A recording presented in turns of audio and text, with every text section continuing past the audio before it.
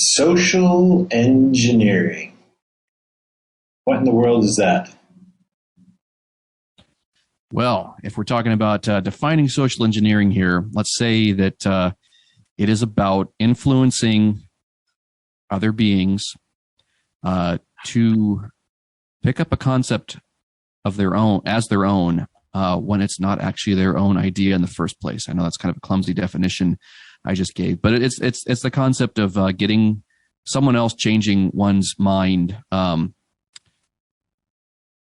through the media, through implantation, through propaganda, basically getting someone to have their mind changed against their own will.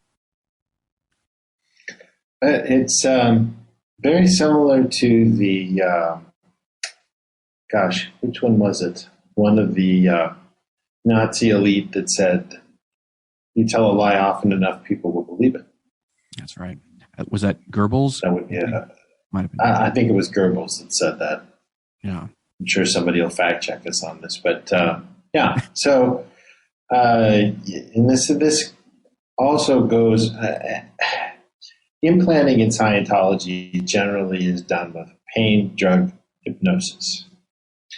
Now,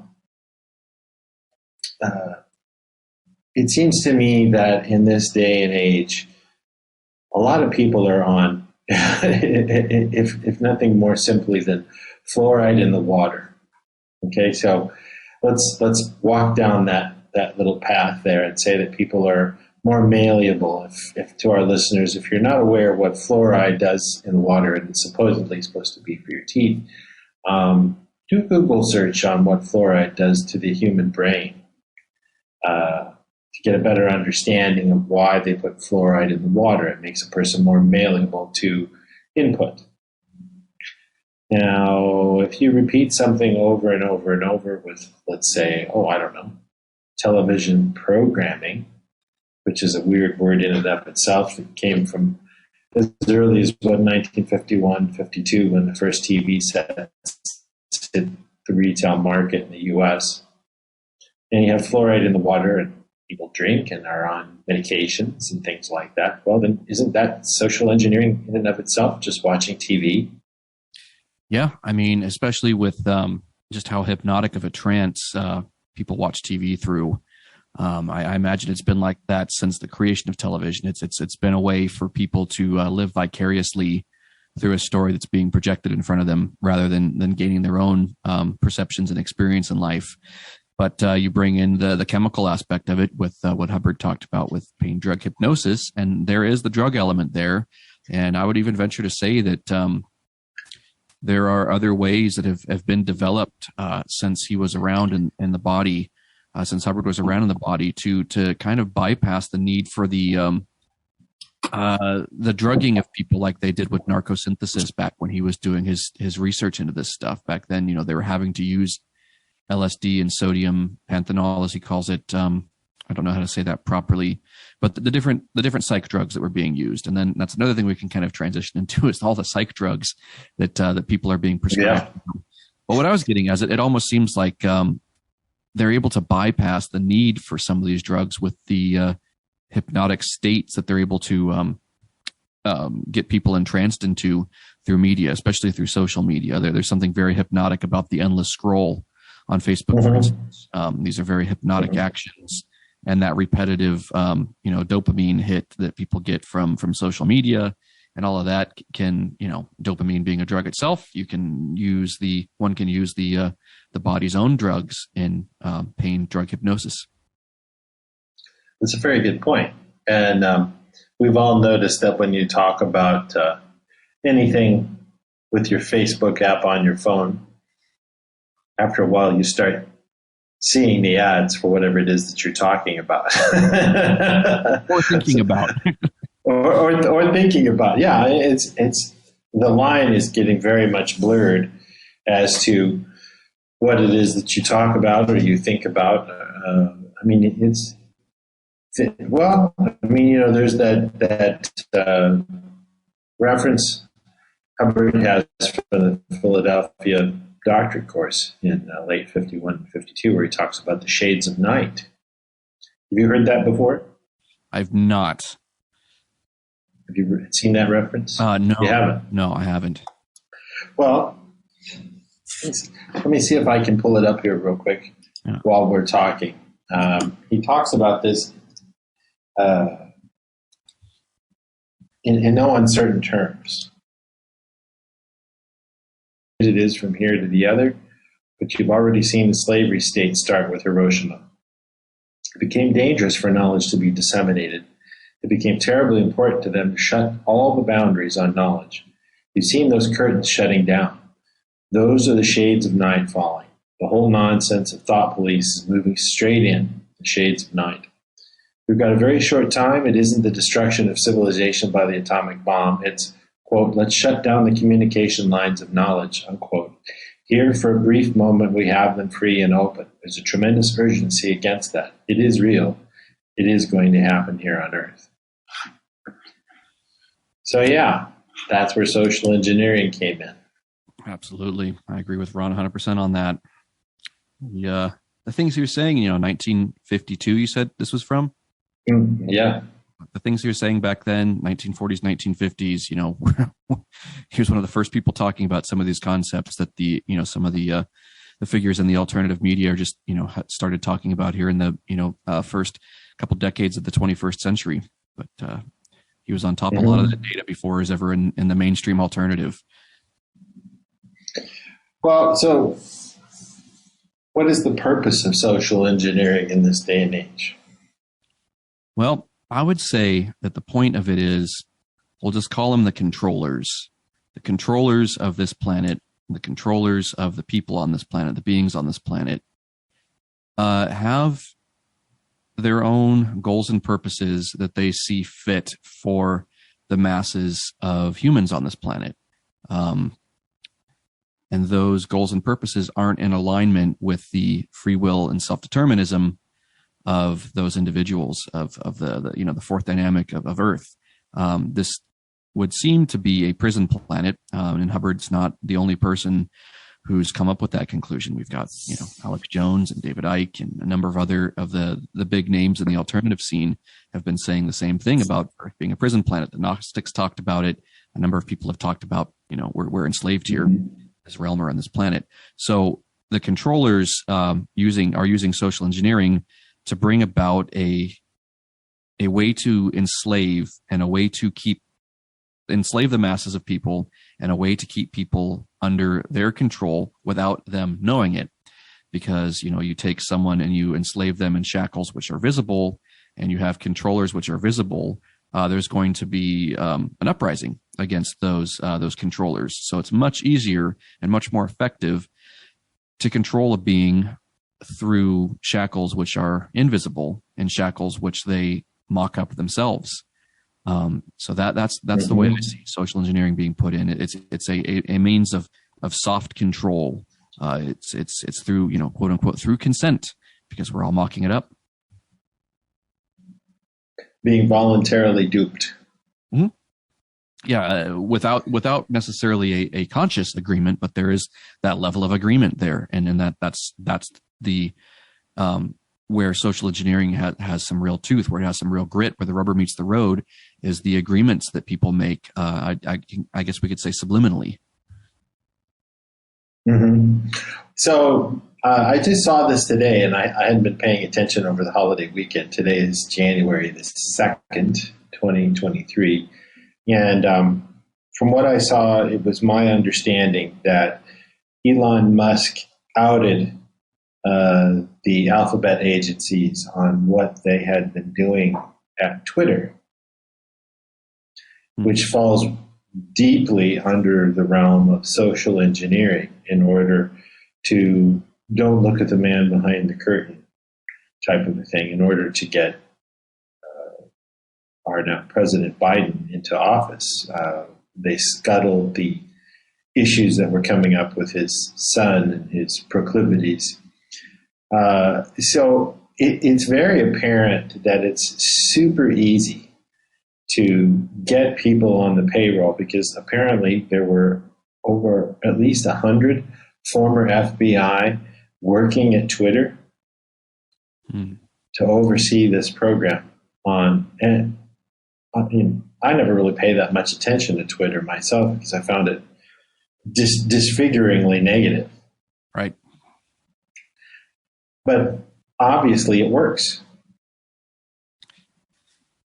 Yeah, and I tend to agree with you on that. I've never found the affinity for Twitter that I found for Facebook or used to be for Instagram. There's something very toxic about Twitter where it just seems to kind of be the litter box of social media. And I think the social engineering used through Twitter was to kind of create cyber ghettos, glomming groups of people together into thought groups. So you can influence a certain group via linguistics in one of the cyber ghettos. So say it's about, say we're talking about conspiracy theory land, they tried to find the language, the linguistics that are surrounding the topics that we talk about in conspiracy theory land. And they try to get all those people into their own little cyber ghetto where they can use the right phrases that have the right emotional impact, the right words, the right key phrases, with all the hashtagging, the different ways of tagging linguistics on the internet. They would create these groups of people where they can take that group and steer them, very similar to the, what they called the psychic steering back in the MK Ultra era, where they're doing it through pain drug hypnosis, but now they're doing it through linguistics and, soft forms of hypnotism, taking those groups of people, whether it's the conspiracy theorists or they're taking people who are on the far left, the far right, whatever group it is. We could probably go out there and find what all the groups are. I imagine there are big, there's a large number of groups that are targeted, and there's all this different subgroups within there. So you've got, if you say with the conspiracy theorist types, you've got people who are into, government conspiracy theory stuff, extraterrestrial conspiracy theory stuff, the whole gamut of it. So you've got the big group, and then those are divided up into different subgroups. And I'd imagine that they keep track of the language for what people use, what catchphrases are being used, in that particular zeitgeist. And that's how they're able to steer people in these cyber ghettos. So you get these people gathering information and putting information out onto Twitter. So they're able to gather up all that intel off of what people are thinking about through Twitter and the different social media groups, and then create propaganda to feedback, like a feedback loop into social media.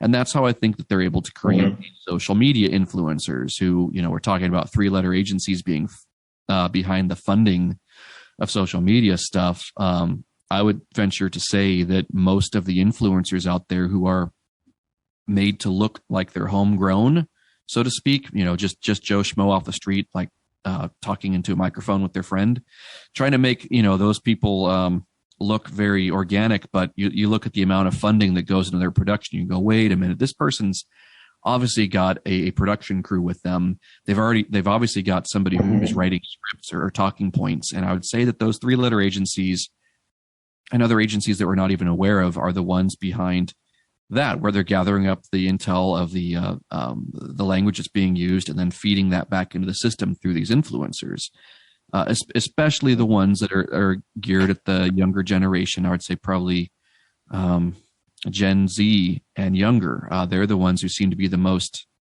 I mean, all of the generations are keyed into the social media stuff, but it seems like the ones who are really basing their life decisions and choices off of the agreements that they're making through social media are the people born, early mid 90s and beyond, with all the stuff that they're pushing with identity. Yeah, I would agree.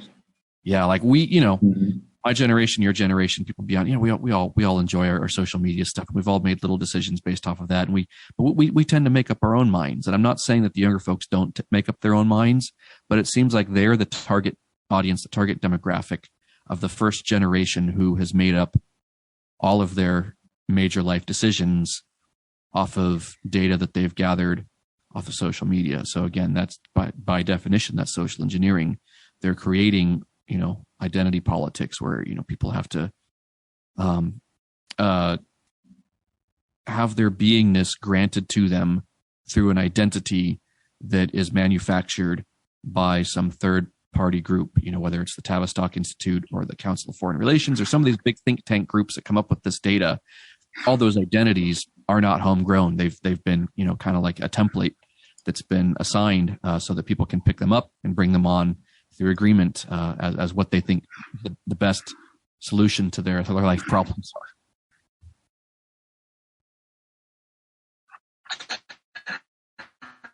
Right, and that test, just because it's on the internet doesn't make it true. Right. Yeah. Right. and that comes right back to, you see this sort of thing going on with social engineering, and you can see, at least from my viewpoint, as an independent Scientologist, a practitioner, an auditor, course supervisor, an executive in an organization, that why Scientology was attacked and taken out.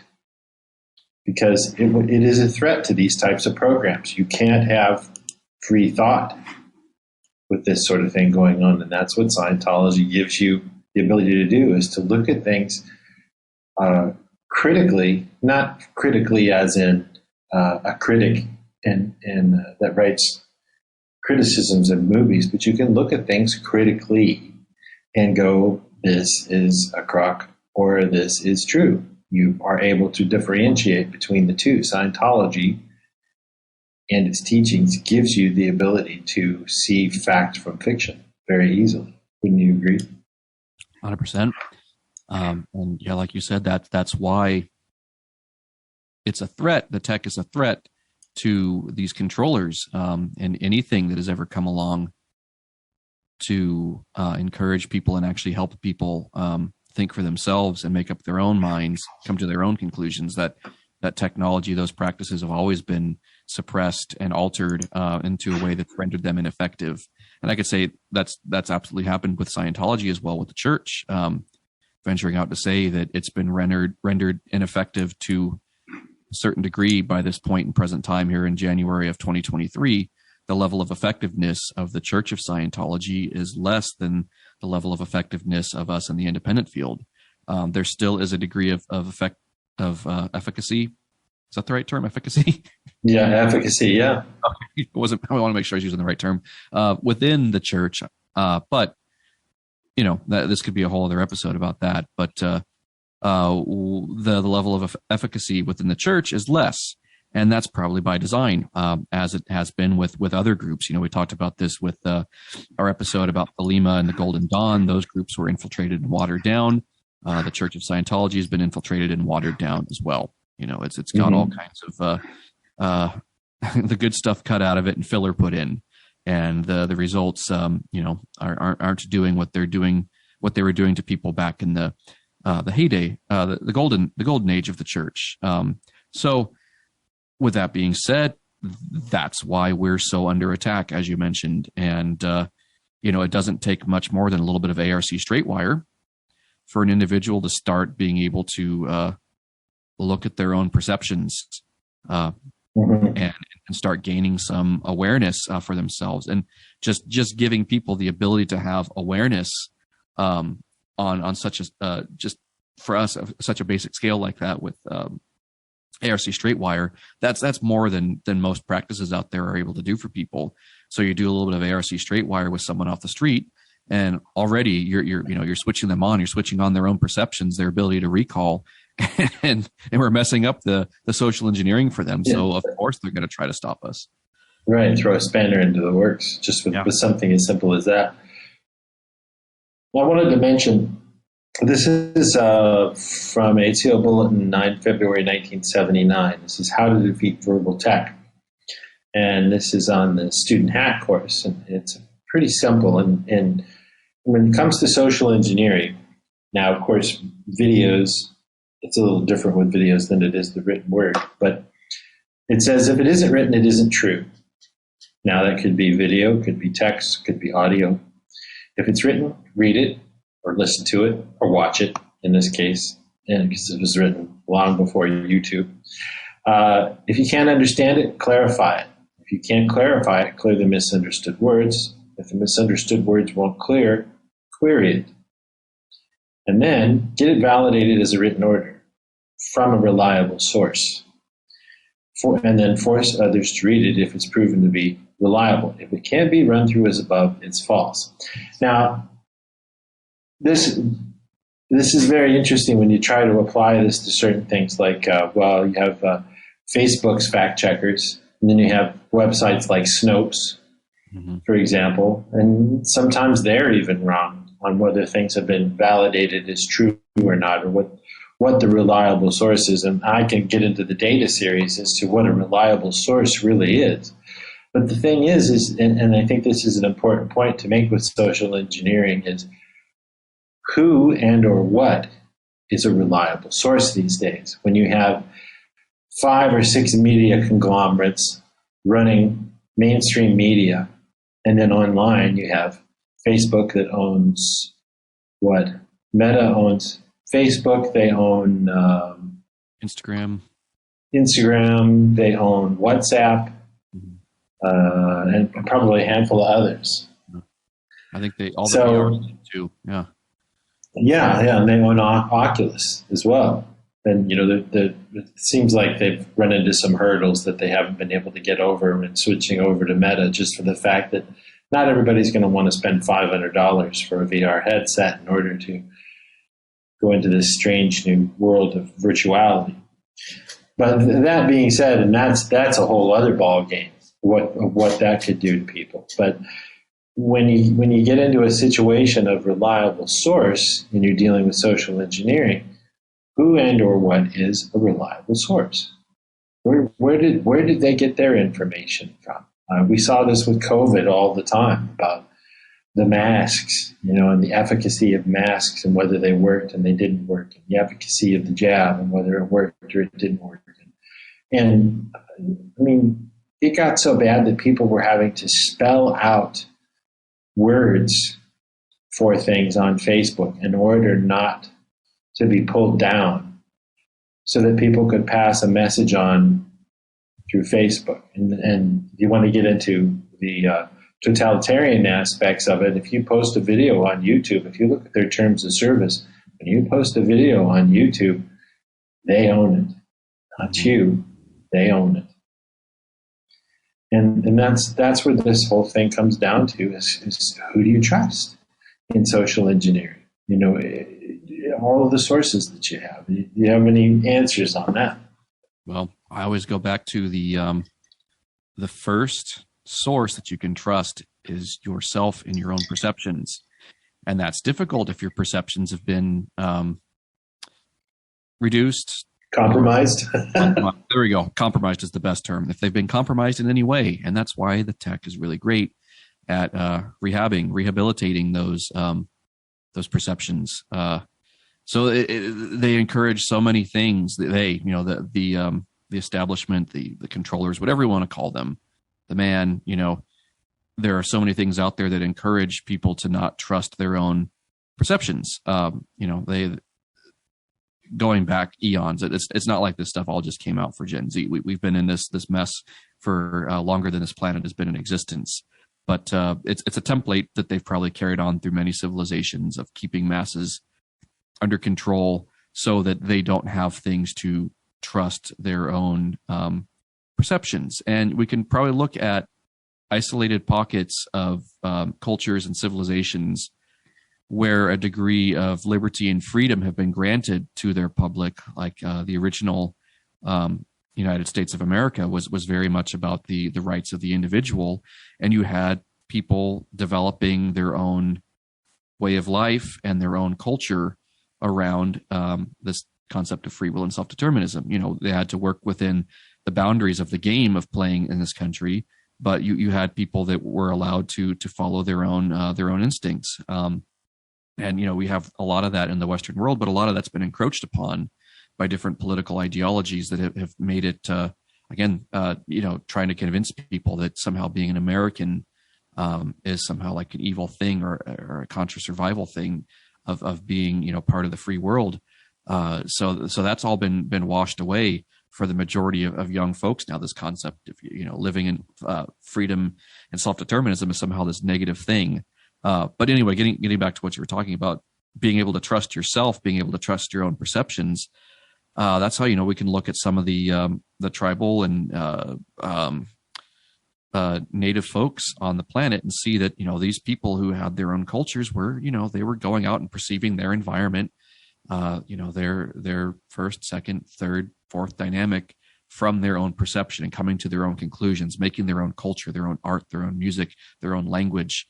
And you can see that very organically in different, pockets of civilization throughout the planet. You might find similarities between these groups of people, but it wasn't until, we had kind of organized religions going around the world on these crusades, bringing some sort of aberration with them, do we see the social engineering really coming in, through the different crusades and everything. But, these pockets of Native people are kind of the only ones that are able to trust their own, who are encouraged to trust their own perceptions and trust their own village elders or community elders or family elders. We don't have elders in our society now. We've got our families, but we've got influencers and celebrities. Celebrity culture is the closest thing, we have to elders in our society now. Well, the other thing with social engineering is and Scientology notwithstanding, as far as from our viewpoint and what it can do to improve a person's ability to perceive their surroundings and what to think about those surrounding situations, is you've seen these videos on, I don't know if you have TikTok or not, but there's a guy who goes around and he just asks the simplest of questions to people, say like in Times Square in New York City, and says, what country is the Queen of England a queen for?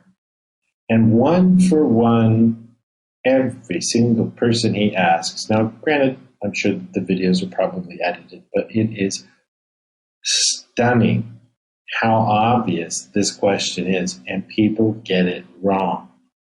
What country is the Queen of England a queen for? And they get it wrong. The simplest of questions, and that to me, it's just, okay, so who taught this person? Where did they go to school? What role does the education system, clearly it has to play some sort of large role on dumbing down the society to where the people can't critically think for themselves in even the smallest possible way. That's a very good point. The education system, it's more of a, I'm sure some of the listeners have also listened to Cliff High. I like the way he uses, as a linguist, uses that term. It's not an education system, it's a schooling system. So the schooling system that we've all been raised in, it's really good at putting out data, but not encouraging people to learn. I think it encourages people to parrot data and mimic words, mimic actions, and use mimicry. But it's not an effective way of getting people to get to a state of knowingness. At least as far as what I experienced in school, having grown up in the, I was born in 1985, so I went to school, through the 90s up into the 2000s. So in my generation, I don't recall too much of my education, my schooling, as far as efficacy of what I learned. But what I did learn through there were the things I was able to teach myself. Music. I'm a composer now, and I'm a pretty much a self-taught composer up until when I went and got a degree to sharpen my tool set. But it's the things that the only kind of education that young people are getting are the skills that they themselves apply themselves to, and then the people who just go along with the program that's there in the schooling system, they don't know this from that. Like you're talking about the Queen of England question. The only data they're able to do is spew out the right facts, and they'll make sure that they hammer in certain concepts that you're supposed to associate. And I don't really want to say any of them here on air, but because they're probably implanty. But there's certain concepts people are supposed to associate one thing with another. If you say one word, you're supposed to think of this or that. You say one politician's name, you're supposed to associate these attributes and aspects with them. So with all of that seems like what the schooling system has been there to do, not teach people how to think and how to learn, but teach people what to think. And that's the this black side of social engineering that's being used. You know, all young people have just it's all been programmed in from, you know, preschool onward. These very reactive computations, these A equals A kind of computations that are put there, but, you know, yet kids aren't taught anything about how to do their taxes. You know, some of the most basic life skills out there. Balance their checkbook, if anybody ever does that anymore. Yeah, or write a check. Yeah, or keeping track of basic finances and go, you know, well, what's a positive number and what's a negative number? You have, right, you know, just like that. And but yeah, those basic life skills. But you know, they'll put in, like with mathematics, they'll teach the quadratic formula, which, you know, I don't think there's any mainstream jobs out there that people are going to pick up out of high school or university that are going to have them needing the quadratic formula right out of school. I would imagine, you know, if there was some need for everybody to know how to do that formula, yeah, of course, teach it. But something every 18-year-old and beyond has to do is pay their taxes and, you know, keep a positive balance in the bank account and, you know, be able to do some of these basic things, be able to have basic understanding of their environment, their geography of the land that they live on, the history of the nation that they live in, basic information about politics and how their political system works, and a lot of that people don't understand how those things work. They're just taught what to think, and to have these knee-jerk reactions about politician A is better than politician B because politician B is a racist and homophobe. You know. Yeah, well, you have to ask yourself, where does social engineering start? Does it start in a school? Does it start in a church? Does it start in TV? Or is it a multi-pronged, multifaceted approach? I'd have to say that it is, you know, it's everywhere now. It may have not been everywhere in the 1960s or the 1970s, but especially with what Hubbard was talking about as far as the technological edge being there, where I go to any given restaurant and you can see people who are sitting across from each other and not looking at each other and looking at their phones the whole time, even while they eat their meal. 20 years ago, you wouldn't have seen that sort of thing happening, but it's gotten to the point to where people are just glued to whatever source it is that they're reading. And have all of these sources been compromised? Has it gone that far? I mean, how far has social engineering gone since the advent of the smartphone, since about 2006, 2007? What are your thoughts? Well, it's interesting that you say that. There's two things here I want to hit. The idea of when this began and then how that ties into present time. And this constant elsewhere-ness that being glued to the phone does to people. It takes people out of present time. Just plain and simple, very blunt. Somebody who's looking at their phone, even if it's for business or something, for work, it takes someone out of present time. Especially when, you know, we don't need to go check Facebook. I check my Facebook all day when I've got a free moment here. I don't need to be doing that, but it takes me out of present time. And if I'm eating lunch with someone, if I'm hanging out with someone, and, you know, I'm looking at my phone, I'm realizing my awareness of what that person is talking about, their body language, their tone, where they are on the tone scale and everything. I'm not aware of that. I'm not aware of myself in that environment. I've taken myself out of PT. So that amount of social engineering, yes, has been there through, you know, magazines and TV and literature, but the degree to which that, you know, the amount of it is, yeah, it's exponentially increased since you're talking about 2006, 2007 with the first smartphones. Now going back on the track a little bit, where it all started. Well, did it start, you know, now? Did it start when we were kids? Maybe it started before we incarnated. Maybe some of these things, these templates for civilization have been put there even before we agreed to pick up our body. And some of these things are just key-ins for data that's there somewhere in the in-between lives area, where, you know, or sometime back on the track that the stuff has been put there. and then we're being restimulated every time, we look at our phone, and there's a certain way that the words are put together with the certain fonts that have a way that we react to. With the high contrast LCD screens we're looking at, there's got to be something kind of restimulative about that, about the way that screens of fast moving particles. Yeah, exactly. The rate. I mean, they work at like at least 60 frames a second, I want to say. So there's a tremendous flicker rate there, that's just different from the old cathode ray tube TVs. They don't cathode rays tubes weren't oscillating a signal like that, a digital signal on off constantly, the way our HD screens are doing for us. I think they're all probably close to 4K 60 frames per second now. Right, when the eye only sees at 28 frames per second. Yeah. Not even aware of it coming into our awareness. Right. Mm-hmm. Well, so social engineering, as far as what Hubbard says, he says that the universe, the physical universe, is teeming with life. We'll just stay on this one plane of existence for this particular podcast. But the universe is teeming with life. The problem is it's teeming with so much life that there are those who want to control, and there are those who just want to be and just want to live. And the ones that want to live are getting in the way of those who want to control. And so they have to put a thumb on the ones who want to live. And that's where social engineering comes from. Hubbard says, and we may have even talked about this in an earlier podcast, but Hubbard says, the only way to control somebody is to lie to them.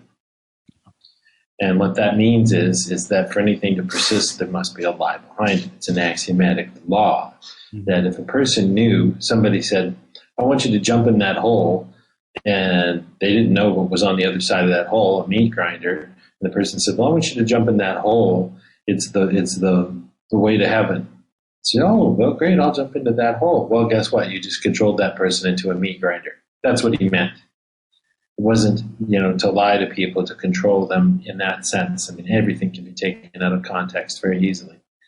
So the point of social engineering is you've got those who have a thirst for knowledge and those who control the point of quote unquote knowledge, whatever that is, information, whatever it is that people want. Doesn't mean a lot of people don't want healthy information.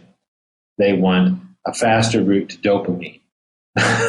Right. Sorry, I'm just gonna be blunt, which is another podcast in and of itself. But the thing is you can't control what it is that people want. And if you've got 1 billion people and they all want porn, okay, we'll give them porn, and then we'll control them through whatever it is that those people want. And that's what's happening. That's why porn is as readily available as, well, porn is more easily available than proper English word definitions. If you want a definition from the Oxford English Dictionary, you've got to pay for a subscription. If you want a porn video, you can go to a bazillion different porn sites, and you can get whatever your predilection is in a matter of seconds through Google or Bing or Yahoo or whatever. To me, there's something fundamentally wrong with that, where the information that you need to understand how to move forward in life and to have a critical thought is harder to get to than porn. That tells me everything I need to know about what's going on this planet as far as social engineering goes. Is you give them the lowest, basest desires that they want in order to tie them up and give them a dopamine hit so that they are completely useless. I mean, is that what you see, or is it just me? No, that's it. Talking about the no to mystery scale and bringing people down lower and lower and lower into mystery. Yeah, it's absolutely. And with down that, into the sensation band. Yeah, exactly. You get people only into bodily consideration, and that they find all kinds of theta traps essentially at that point. You don't have to have the theta traps out there for a thetan exterior to run into. Now you can find these theta traps while you're in the body now, and yeah, it's the level of sophistication that they've created with the Internet of Things that's here in clear and present danger with us right now. Yeah, the availability of it and the availability of all the other traps to get people with bodily association, whether it's, we're talking about identity politics again earlier, with the strange things that people are being convinced to do with their body, where they are identified as their body. And that's not a new thing to get people identified as their body, but it's just being put in real strong right now with this bodily identification thing and misidentification and adding in confusion there about bodily identity. Mm-hmm. Mm-hmm. And that brings us back somewhat full circle to these influencers and how these influencers are, if influencing, I mean, the word influencing it and an influencer aren't really what they are. They're just, they're like the modern day version of a boy band or the Beatles or something like that when they first came out. They're just manufactured plasticine things to get people to do a certain thing with a product there, whether it's makeup or it's clothes, and it's just this body this or body that, or messed item, mass being matter, energy, space, or time, the physical universe, objects, a car, a house, whatever it is. Social engineering isn't just about politics. It's about everything people think. It's gone that far, to me at least. Yeah, and it's been used throughout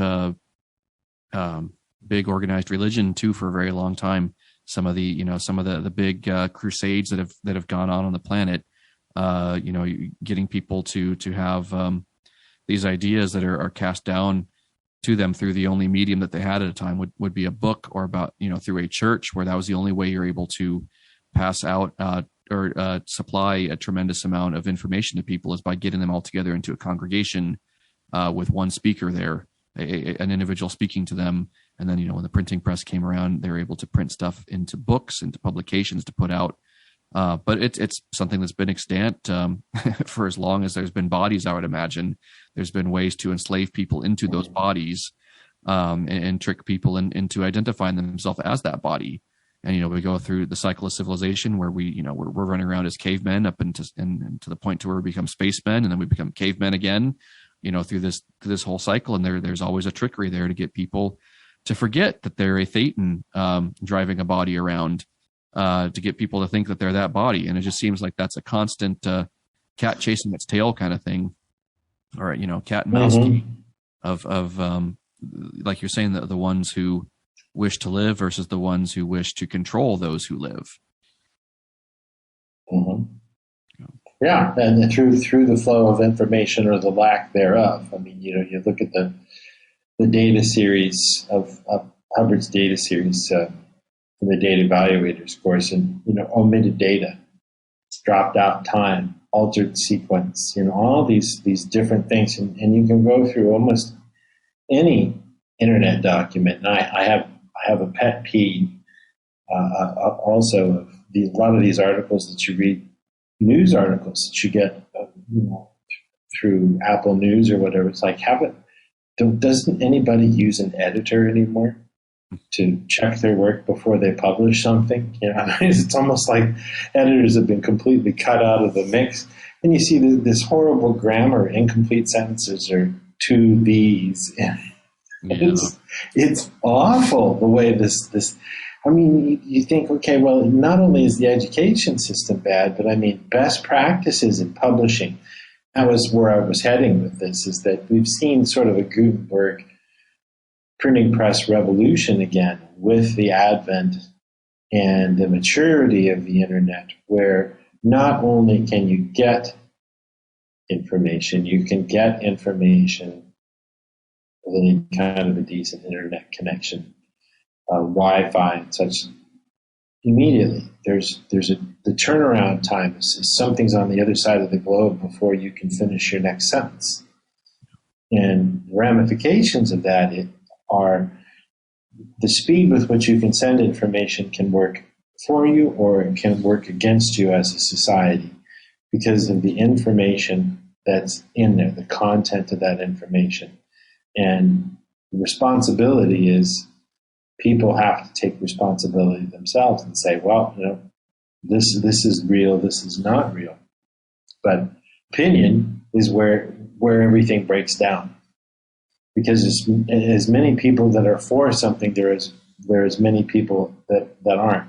And the best way to go about that is the best way to avoid that is like YouTube has the facility, which I'm surprised they do, has the facility where you can turn commenting off and you can save the shit show. Yeah. Because opinion is where everything really starts to go wrong, because everybody has an opinion, but whether it's correct or not is, well, that's a little bit different. And I think that's a big factor in social engineering is the Machiavellian theory kicks in. We'll just make it divisive to where everybody's going after everybody else, because you can't get 5 people to agree on something. I mean, we've all been in groups of people, whether it was in college or high school or whatever. Even in a musical situation like you and I as musicians, we all know that being in a band is like being married to 5 people. So how then, with a distribution of information going out so wide to so many billions of people, can you get any common agreement on what's factual? I mean, it's almost like a snake eating its tail. Yeah, good one. Yeah, and then it's interesting you said that too about the grammatical errors and everything included within these articles, because it's gotten to the point now where I think the amount of people who read the headline and share the article because of the headline is got to be the vast majority of whom the target is for these articles. And then you actually go and open up some of these articles, and there's 2 paragraphs poorly written that hardly have anything to do with the headline, have a little bit of data that's associated with it, and have taken some bit of data and have skewed it, spun it in a way to make it look, to get the point that's in the headline out. And then you look at that, and it's got all these advertisements there in the middle of it. You're trying to read the paragraph, and you have to scroll through some right, or it moves up as you're trying to read it, and it goes up and it goes down, it goes up and it goes down, and you're like, would you just stop so I can read this? It drives me nuts. And it's like we're being bombarded with all this extraneous data, and this there's got to be some frustration introduced in there, where there's the brief moments of unconsciousness where we're trying to read something, and then that sentence that we're reading, that paragraph we're reading, is interjected with some bullshit pop-up ad. And and then between the paragraph breaks, there's advertisements for things that are pushed at us through the algorithms to think, that they try to figure out what it is that we want to buy. And it's like, okay, I finally got done reading those 3 paragraphs. But the thing that sticks out the most is the advertisements that were there in the middle of it. But that's, again, for the right. Small majority of people who actually open up the article and actually read a few words out of it beyond that first paragraph. So that's just, and then there's the TLDR aspect comes in too. Too long didn't read. You have the 5 minutes? Is it 4 or 5 minutes on YouTube is the prescribed length for a video, because otherwise people's attention wanes. And you can go in and you can look at videos if you've produced any, and you can see where people's attention drops off, and it's right around 3 minutes. And you've lost them. And all they have to do is flick you away, and off they go into something else. I mean, they have the attention span, and I'm sorry to be critical, but it seems to me that people have the attention span of goldfish anymore. No. I would say that that's a manufactured thing as well. I would say that the goldfish attention span is something that's manufactured. It's not a native thing to our existence. I think if we want to talk about the white side of social engineering, how do you make a presentation that hooks someone? How do you write a piece of music? How do you write a film script that you hook someone's attention, pull them into, when they make it past that point, they want to look at, what's down the next corridor.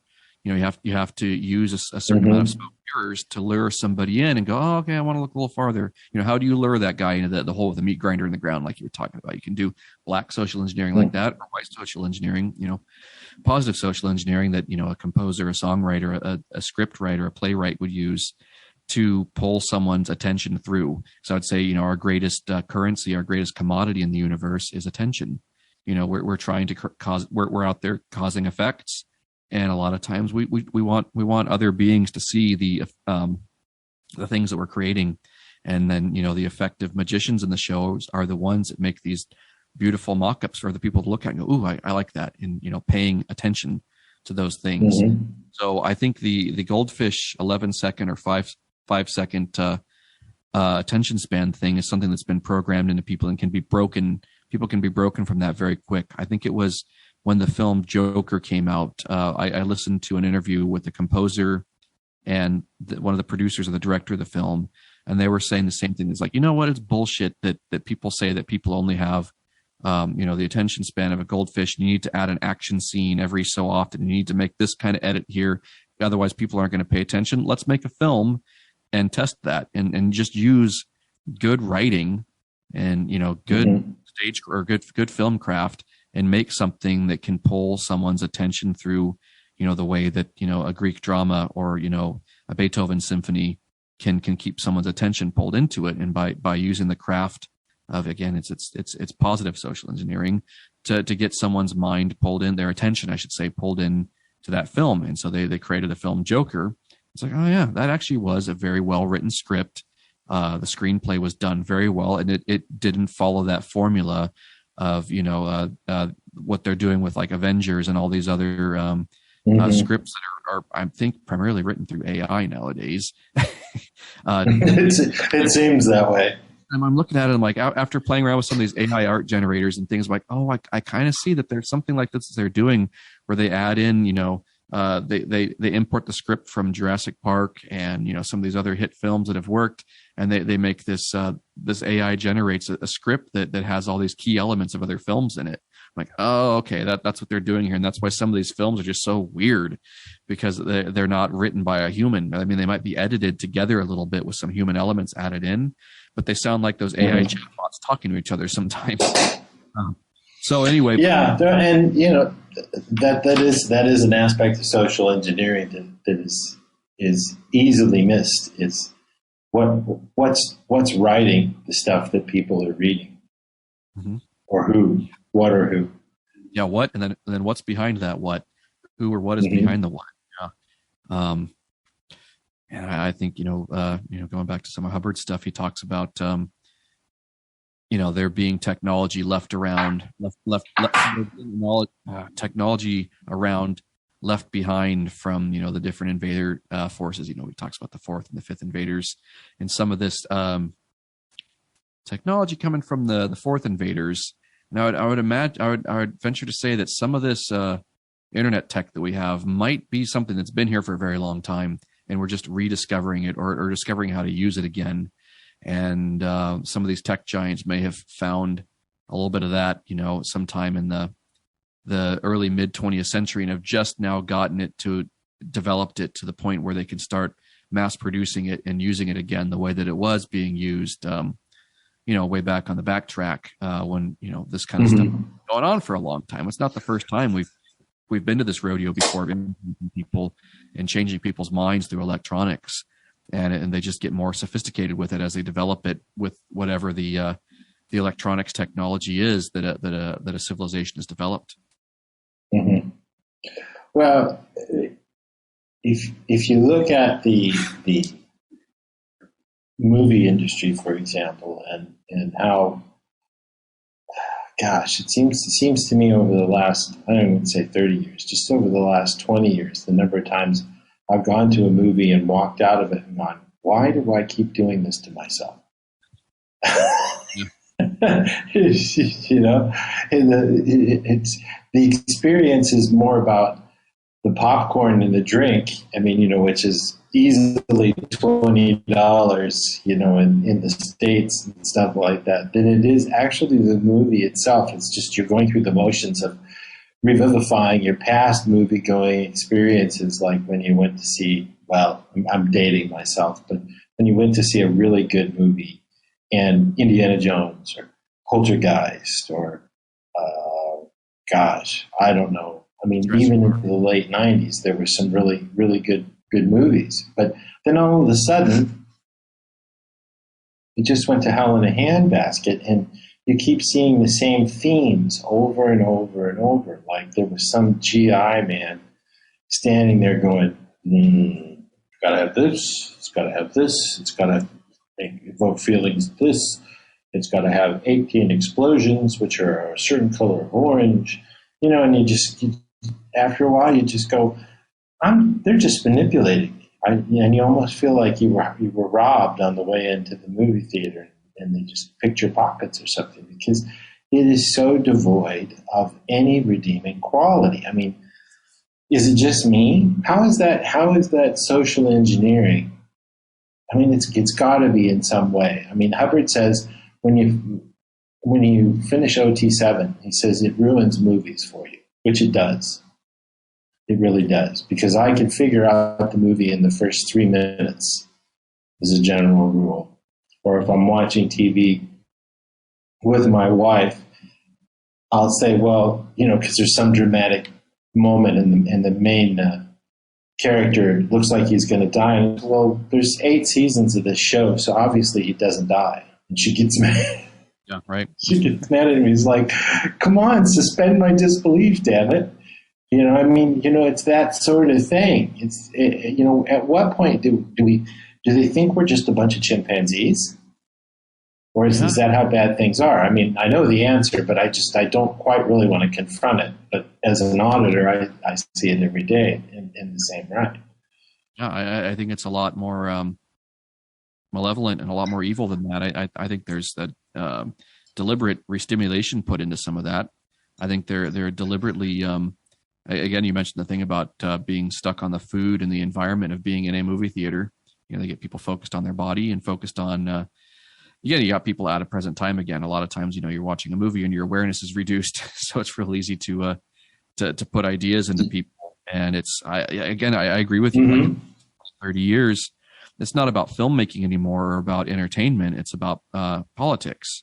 And I mean, politics have always been there, messed into a degree of art to an extent, mixed into art to a certain degree, but nowadays it's like, especially on Netflix, especially on a lot of these streaming services, you can't find a show that's not about identity politics and not about pushing certain agendas, where the template is always about man, and then all kinds of other stuff where they're using the social engineering to push these agendas so that people start thinking like these characters, where they think that right. A man being married and having children is somehow an evil thing, and all men are inherently these weak beings who have no spine of their own.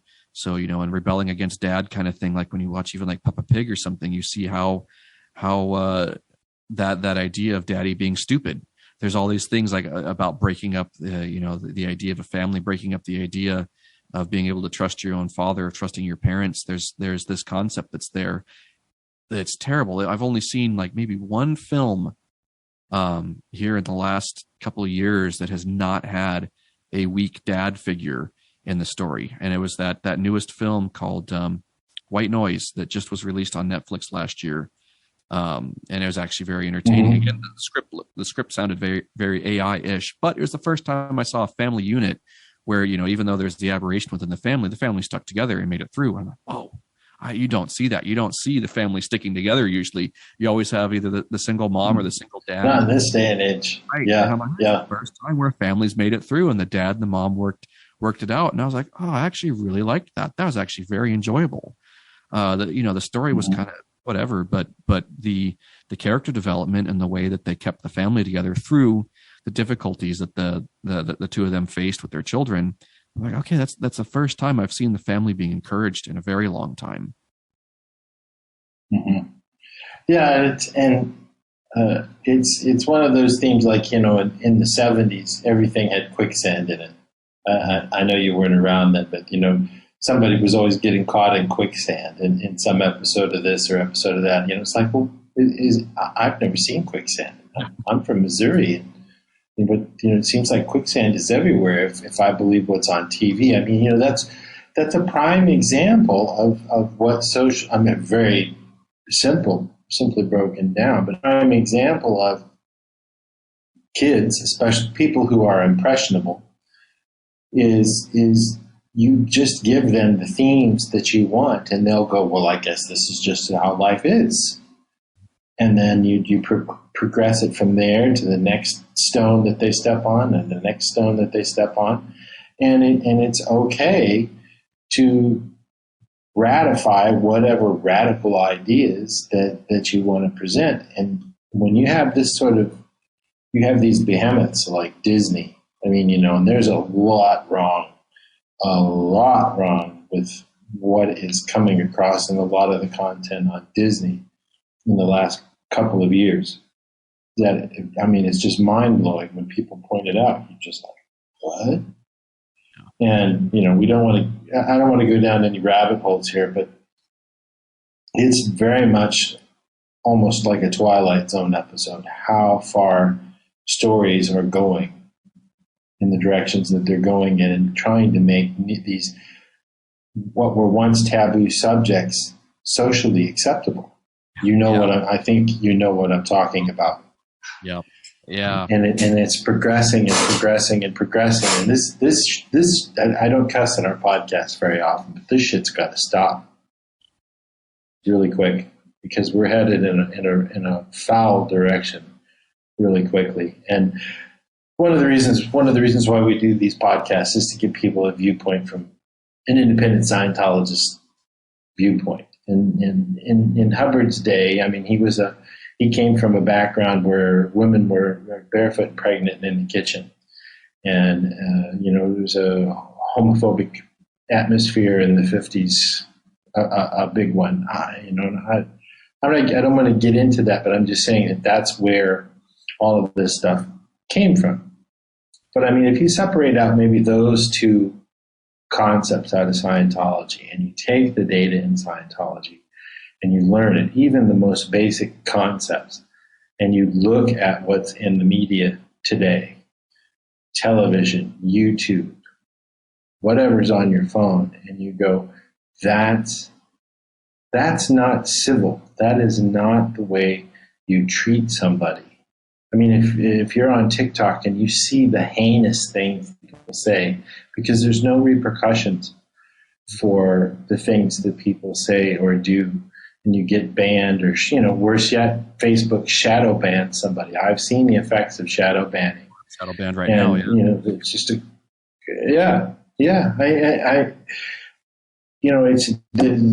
is there any safe place other than privately created forums, social media platforms like the one we have for Independent Scientology, where you can have a safe space where you're not going to be attacked or made wrong, and our people aren't nuts by any stretch of the imagination.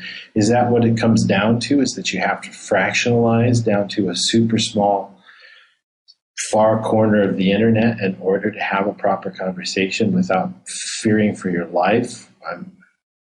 Is this where social engineering leads? Yeah, I think unfortunately it does. I think again, this is a dramatization of a number of things. But it also, there's something I'm realizing with it. I've realized myself here recently as I've been getting more auditing, and my own self-determinism is on the rise. I've found myself in the need less and less of approval from others of my thoughts and my opinions. I like being able to share my thoughts and opinions with people who find value in them.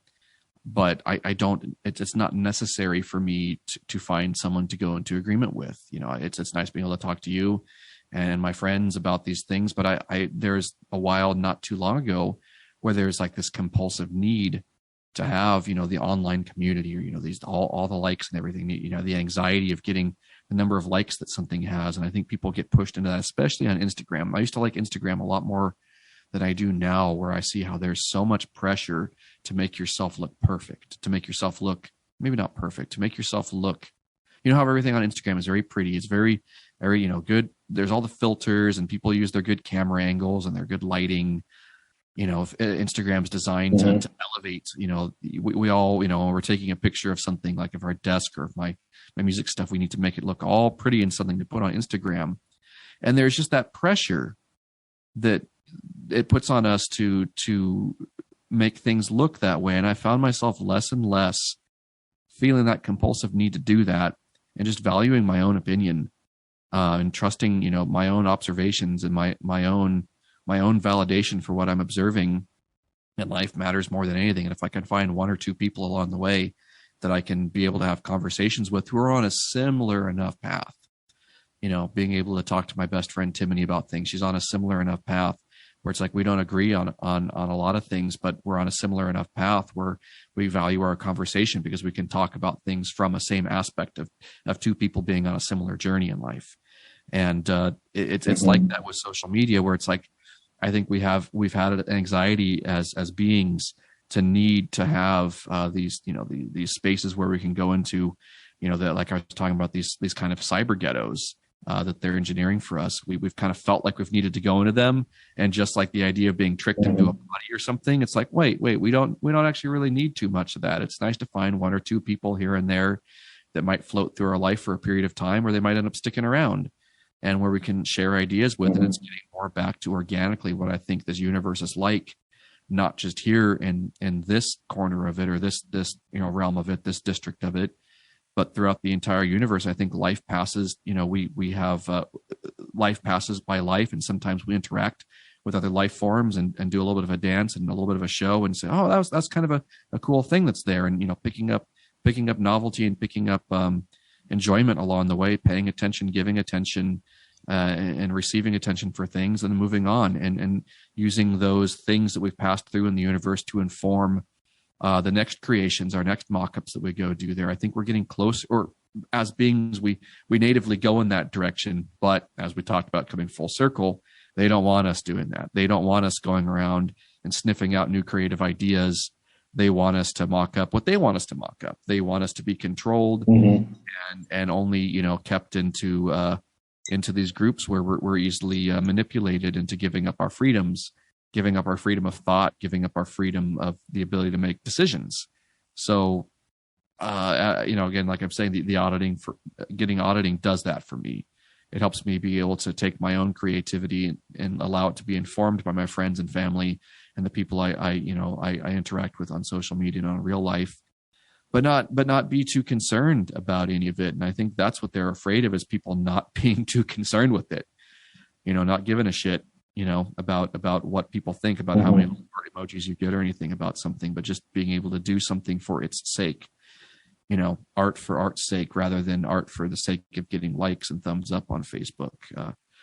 And being able to have a quote unquote safe space or something. It's like, yeah, my safe space exists within me, and I'm very comfortable, sitting within my own cognition, my own mentation, my own beingness, and having that be my safe space that I exist in. And then having a public forum to share it with you guys is lovely, but not a necessity. Right. Well, that goes to the Scientologist code of honor is never need the approval from others. Because when you get into that groupthink thing of approval from others, well, then you get into the reactive mind bank agreement, where the mob mentality sort of a thing. Oh, she doesn't have a Gucci bag? Well, she's not part of our clique. And right. That's a really unhealthy thing, where the individuality of a being is no longer a part of the fabric of society, and it's just, well, everybody buys Post Toasties because Post Toasties are the best. That's the mentality that you get, and you have people waging war against each other because they dissented about liking a movie. I mean, look at all the hell George Lucas went through because he made movies he wanted to make, and said he'd never make another Star Wars movie again after he made episode 1, 2, and 3. that sort of thing, the backlash that can be created. And that was after the internet was going strong. And so it can have a really negative effect in a sense of just popular public opinion. That doesn't mean it's right. It's just that it's group agreement. And I think that's where these guys are trying to capitalize the most on social engineering, is creating a false group agreement, wouldn't you say? Oh yeah. And just like what you're saying with the Gucci bag thing, or it's I've noticed how subtle it's become now, where I would say it was kind of around up into, I'd say maybe the late 90s into around 2008, 2012 timeframe. There was a lot of it that was focused on mess like that. And it was very easy to see, like, oh, if you're not part of the club unless you've got the right jeans or the right, shoes or whatever it is, the right handbag or the right instrument. Us as musicians, we know, you have to have this gear, and you have to do it this way and everything. There was all that for quite a while. And then I just noticed it was kind of, I would say when it came into full swing was around 2016, where it was about concepts, where you had to have the right concepts that you were using on social media. You had to have the right phrases that you identified with, especially with, I was talking about earlier, the identity politics thing now, where now it's so subtle. You have to look at someone's language and see, okay, there's the Gucci bag and the choice of words that they were using. There's the Gucci bag and the concept that they're pushing, where they might be alluding to something. So, I was part of a very big community, and still am to an extent part of this community, where, there's certain philosophical concepts, spiritual and philosophical concepts. And it's like, you see people posting in these groups, and it's like, unless you are following those concepts to the T and, going into the group think, it's the same kind of thing of having that Gucci bag. Like, you see people, the new Gucci bag comes in the form of a concept, and everybody's talking about that concept for 6 months until the next one comes around. And now, so that's kind of where I was going with the cyber ghetto. Mm-hmm. Infiltrated every type of thing, whether it's spiritual groups and philosophical things like that, or it's very surface level about sneakers and handbags and makeup, whatever it happens to be. Like, they get people needing to go into agreement. And it's like the kind of thing where, on that Role of Earth lecture that LRH did in the Theta Clearing Congress, and he talks about theta traps. And there's that mechanical theta trap where people go by, or a being goes by it, and the theta trap kind of mirrors the energy that the thetan is putting off, where they look over there and go, oh, there's something familiar over there. And we see that a lot in It's like me. It's like me, it's like right? Me.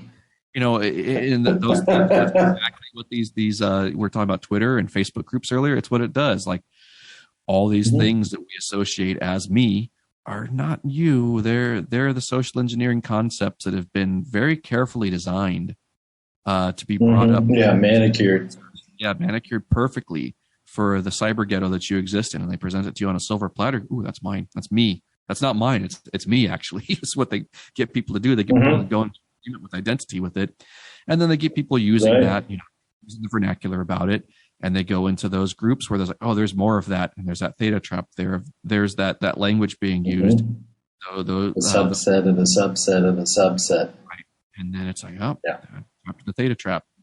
It's very subtle, and that's what's funny about hashtags. And you used to have to use the little pound sign for things now, but now it's all done just with the algorithms can collect all the data and see, oh, these words are being grouped together a lot in this community, so that they look and analyze what's there. And then these influencers get these scripts to run off of. They find the hot topics and the visceral reactions. You were talking about profanity earlier too. And it's interesting because with social engineering, you can use that as soon as you say, certain profanity has more of an impact on it, and what you say after that profanity tends to stick in someone's mind more. So I don't want to do it now to grab more attention on what I'm saying, but if you wanted to make a point, you could blah blah blah blah profanity, and then after that profanity, after that Anglo-Saxon 4-letter word, people are paying attention just a little bit more because hooked them. So it's like, again, with the white or the gray side of social engineering, people will do that with dropping in F-bombs and stuff to get somebody to pay attention to what's said after that F-bomb or something. And they looked in, and then that idea is kind of implanted a little bit. And also, every time I see the word, there's a little internal shredder shudder when I see the word followers. Yeah. How many followers do they have? Now, wait a minute. Do I want to be a follower or do I want to be a pioneer? Interesting. You know, and that's the index of your social merit, your social credit amongst these content creators is how many followers do you have? And I just think that is just so inordinately creepy because sheep follow sheep. Lemmings follow lemmings right off the cliff into the sea. You know, I mean, you know, that sort of thing. And it's sort of like you've been ground down from one gear to the other, and now you're just part of some little cog that has been pressed into some mold, and now you're just following this person. And L Ron said there's two types of people. There's organizers and there's maintainers.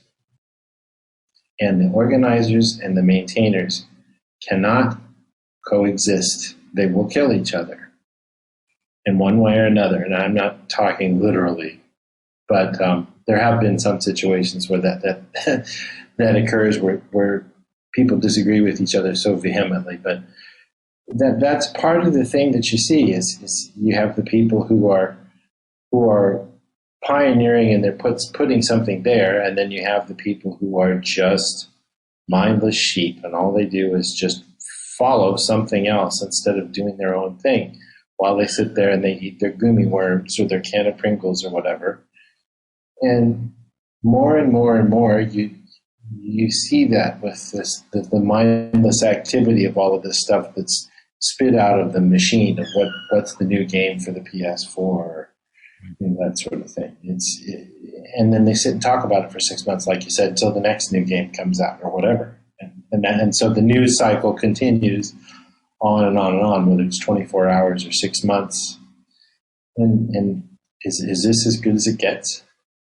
No, I would say, yeah. And I see that's what they do. And they get people just, they get into that group agreement, the bank agreement, and start copying over and over the influence that they're getting from this influencer. They just keep mocking it up. They just make copies of it continuously. However, the way that my dad and I have discussed this before, people like us, we're kind of like sea captains, and we all like coming together at the tavern to discuss what we've seen out there. Like we're going into uncharted waters, we're going into charted waters even, but we have all of our stories to tell. And sometimes we go on expeditions together, you know, like this podcast. We've got two hosts talking to each other and sharing our experiences from our point of view. You'll come onto my show, I'll go onto your show. Like, you know, on this one, you're the captain of the ship, and sometime I'll be the captain of the ship, and sometimes we'll put together a crew and bring on Eddie or bring on Timony, and it's very similar to that too out there in the world, where we go on these adventures and we bring back data and we share it, and we find, okay, you know, there might have been a sea monster over there, and we need to steer clear of it. Oh, or there's something over on those shores that we're all interested in. And that's a little bit healthier way of looking at exploring, you know, social media, the internet, all the data that exists out there. We can look at it from that point of view of being able to go out and gather data, bring it back, and who cares how many followers or how many likes it got. We're gathering information, we're gathering intel, we're scouting new waters, new land, finding what's there, bringing back, maybe sharing a little bit of it, or maybe keeping a little bit for ourselves, and you know, talking about it with the other captains at the tavern before we go out onto another journey again. And I think that's what Thetans and universes do. You know, there's out there that's been created for us to be able to go and put our concepts out there for others to discover, for us to discover other concepts, for them to commingle and create new ideas, novel ideas, and just for the enjoyment, and some, you know, just to find games in the universe to play.